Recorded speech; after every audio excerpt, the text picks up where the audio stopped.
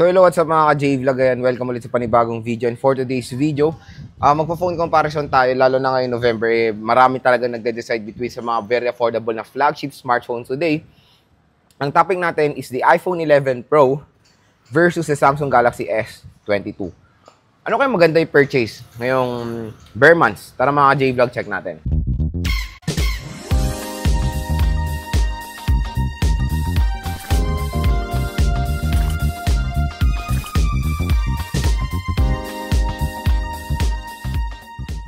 So ito yung nakakatuwa mga ka-J-Vlog.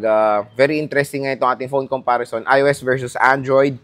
And ang topic nga natin today is yung hindi nagkakalayo na price sa Green Hills na Samsung Galaxy S22 and the iPhone 11 Pro. So, ang ano kasi dito, yung 11 Pro, syempre, sorry masyado maangin.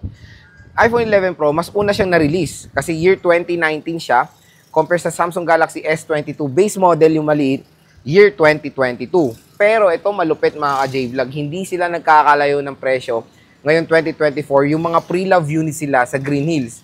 So yung S22, parang yung 128 no, naglalaro sa 15 to 16. 15 to 16, tapos yung 256 parang nasa 16 to 17. Basta ganun yung mga range niya. Tapos yung 11 Pro, naglalaro yung 64 sa 15 to 16,000 din. Tapos yung 256 naglalaro sa 17 to 18,000. Mga ganyong range yung iPhone 11 Pro and the Samsung Galaxy S22. Kaya perfect na perfect sila i-compare sa isa't isa mga J-Vlog kasi hindi po sila nagkakalayo ng presyo. Pero ito ngang malupit, dito nyo mapapansin na mas matagal po ang depreciation value ng iOS device compare sa mga Android, even yung mga flagship na brand tulad na lang ng Samsung. Biruin nyo 2019 versus 2022. Yung kasabayan ng 11 Pro na Samsung device nung year 2019 is the Samsung Galaxy S10 or the S10 Plus. Tapos ngayon, ang market value na lang ng S10 or S10 Plus dito sa Green Hills na mga pre-love, naglalaro na lang yan sa mga 7,000, 8,000. So ganun na lang kamura yung kabatch ng iPhone 11 Pro nung year 2019. So, yun, doon natin mapapatunayan nga na matagal po ang depreciation value ng iOS. When it comes sa S22, ang kasabayan niya na iOS device, year 2022, is the iPhone 14. So, tingnan nyo, magkano pang iPhone 14 ngayon na pre-love, yung base model, naglalaro yan sa 28 to 29,000 pesos. So, yun. Kaya itong dinicide ko i-compare kasi hindi nga sila nagkakalayo ng price. Baka, ayan, may nagde-decide between dito sa dalawang smartphone na to.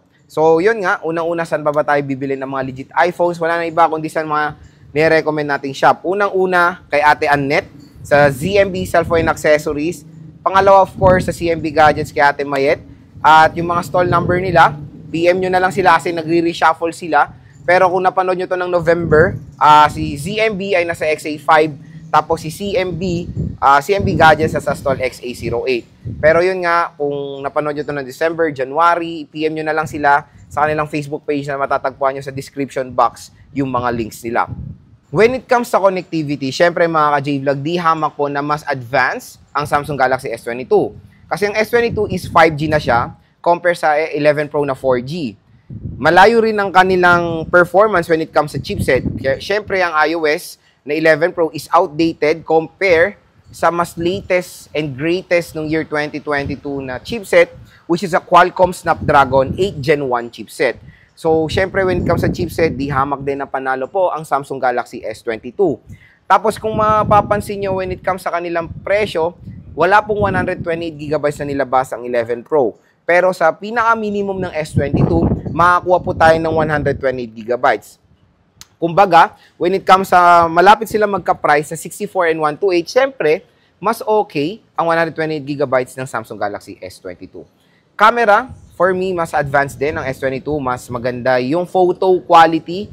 When it comes sa photo quality, mas vibrant, mas sharp ang mapoprovide ng Samsung Galaxy S22 compare sa 11 Pro. Pero syempre ang 11 Pro, even lahat ng mga iOS device, mas gusto ko po talaga ang kanilang video quality. Mapa rear or front camera.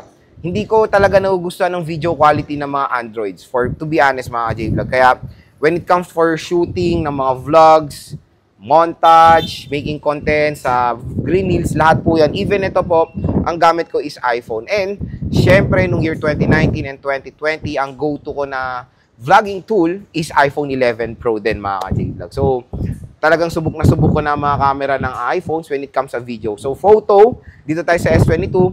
For me, the video quality itself, I'll go for the 11 Pro.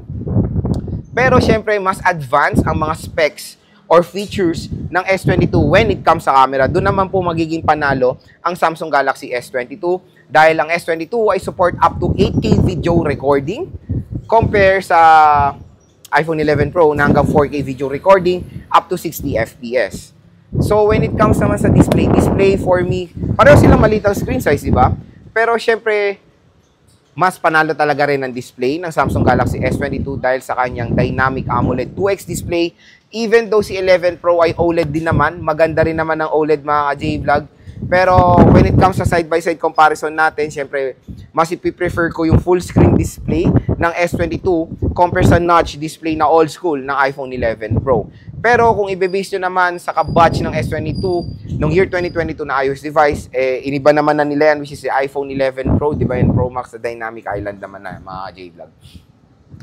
Battery. Sa battery, expect nyo pag bibili kayo ng 11 Pro at ng S22, lalo na itong mga maliliit na version, ito mga J-Vlog, when purchasing a smartphone, lalo na pag meron silang small form factor, expect nyo na maliit lang din ang battery na ilalagay dyan. Kaya when it comes sa performance sa battery, expect nyo na mabilis silang malobat. Depende na lang din yan, of course, sa paggamit nyo. The iPhone 11 Pro and the Samsung Galaxy S22, nasa 3,000 plus lang po ang mga battery niyan. Performance-wise, napaka-solid. Pwede natin gamitin for gaming. Battery lang po talaga ang magiging problem nyo when it comes sa gaming dito sa mga smartphone natin. Hindi naman matik na gamitin nyo ilang minutes lang loban. Hindi. Few hours, mga 2 to 3 hours, pwede yan for gaming, itong mga smartphone na so. Pero magandang balita, i-support naman nila ang fast charging rate, di ba?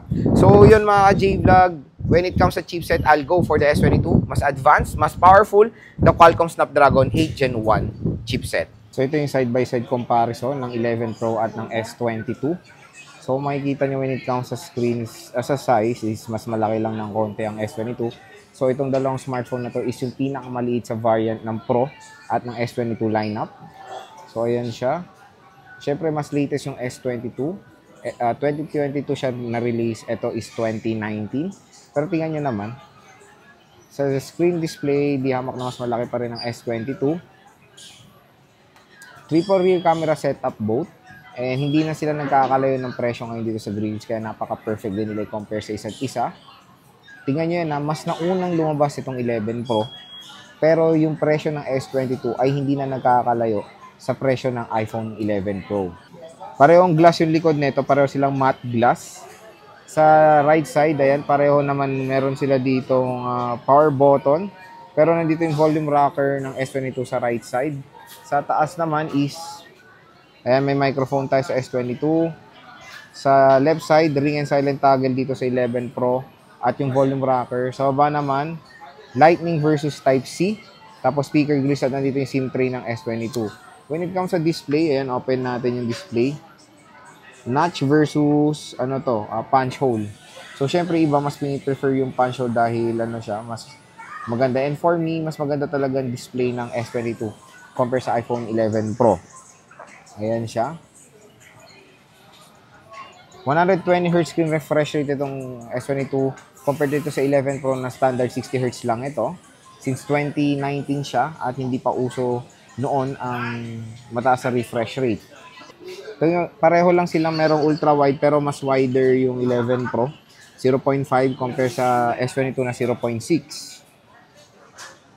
2 times optical zoom sa 11 Pro, 3 times optical zoom sa S22, hanggang 30 times zoom compare sa 11 Pro na 10 times zoom lang. So, mas maganda yung zooming ng S22 compare sa 11 Pro. Sa video naman, si 11 Pro hanggang 4K 60 compare sa S22 na hanggang 8K 60. So, yon, mas mataas yung video recording ng S22.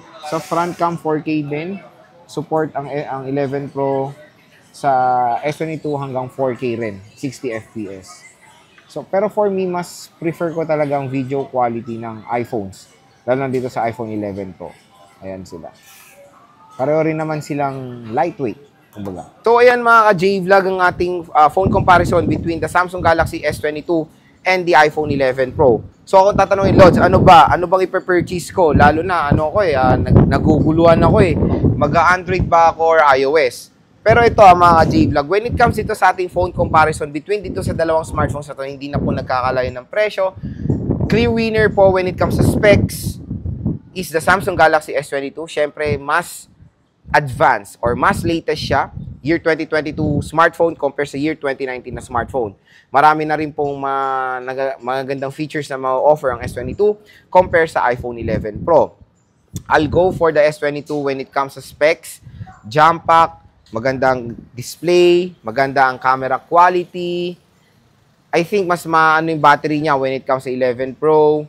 And of course, mga ka-J-Vlog, very powerful ang chipset ng S22. So, kung 11 Pro naman ang pipiliin nyo, don't worry. Maganda rin naman po ang iPhone 11 Pro, pero yun nga, marami na kasing nagdadalawang isip sa 11 Pro, lalo na sa kanyang price, kasi hanggang ngayon is 4G lang. 4G lang naman talaga ang 11 Pro. Siguro yung iba, iniintay na lang talaga bumagsak ang presyo ng 11 Pro kasi siguro iniisip din nila na merong mas worth it na mga ibang iPhones na 5G capability, lalo na po ang iPhone 11. Lalo na po ang iPhone 12 pataas. Yung iPhone 11 Pro kasi yung iPhone 11 Pro and iPhone 12 kasi hindi sila nagkakalay ng presyo. Kaya maganda rin, gano'n na rin ako niyan, ng phone comparison na rin ako niyan mga J-Vlog about sa iPhone 11 Pro and the iPhone 12. Yung iba kasi nagbe-base sa connectivity, future-proof, kumbaga.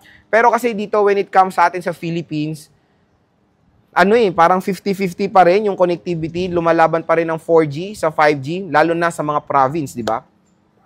Pero when it comes sa Metro Manila, dominant na po ang 5G.